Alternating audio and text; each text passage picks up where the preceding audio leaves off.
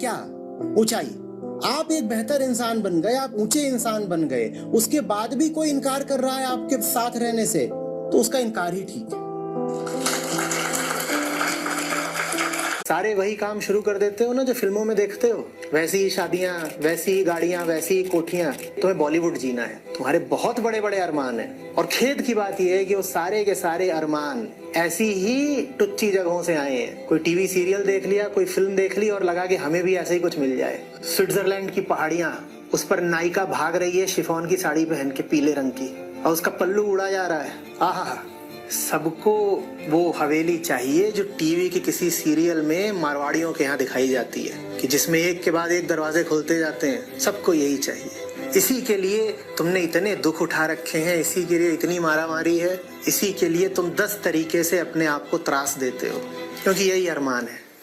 वही काम शुरू कर। मैं सिखा ये रहा हूं कि सही संबंध बनाओ, क्योंकि गलत संबंध जिसने बना लिए उसने जिंदगी भर के लिए नर्क पाल लिया। और बड़े से बड़ा नर्क होता है गलत शादी। जो शादी बेहोशी में बिना जाने समझे सामाजिक या पारिवारिक या शारीरिक दबाव में कर ली जाती है, वो गलत होती है, वही नर्क बनती है। कोई शादी करे या ना करे इस पर तो मैं कभी कुछ कहता ही नहीं। मैं तो बस ये कहता हूँ कि कुछ भी ऐसा मत करो जो तुम्हारे पाँव की बेड़ी बन जाए, जो तुम्हारे जीवन को समूचा लील ले। ऐसा कुछ मत कर लेना।